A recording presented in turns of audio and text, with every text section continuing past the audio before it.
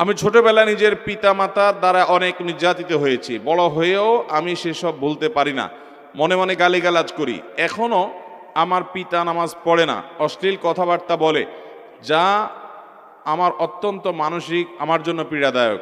আমি কি করতে পারি?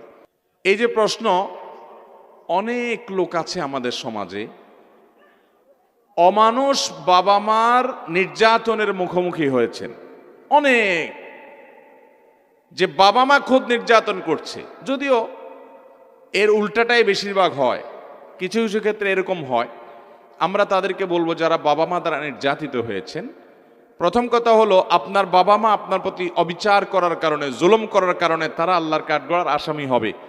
অনেক বাবা মা মনে করে কি, যে আমি তো বাবা মা হয়ে গেছি, বিধায় সন্তানদের প্রতি যা খুশি তা করতে পারবো, আমার তো বোধহয় কোনো বিচার হবে না। মনে রাখবেন, সন্তান যদি বাবা মার হক নষ্ট করে তাদের যেমন বিচার হবে, ঠিক একইভাবে বাবা মা যদি সন্তানের হক নষ্ট করে তাদেরও বিচার হবে কি হবে না? আপনি সন্তানকে ভরণ পোষণ দেন নাই, জুলুম করেছেন, গালিগালাজ করেছেন, অত্যাচার অবিচার করেছেন, বৈষম্য করেছেন, একজনকে দিয়েছেন অন্যকে দেন নাই, আপনারও বিচার হবে। অতএব কোনো বাবা মা যদি অন্যায় করে থাকে, সন্তানদেরকে আমরা বলবো, আপনার বাবা মার অন্যায়ের কারণে আল্লাহ বিচার করবেন, আপনি গালমন্দ করে নিজের আমল নষ্ট করবেন না।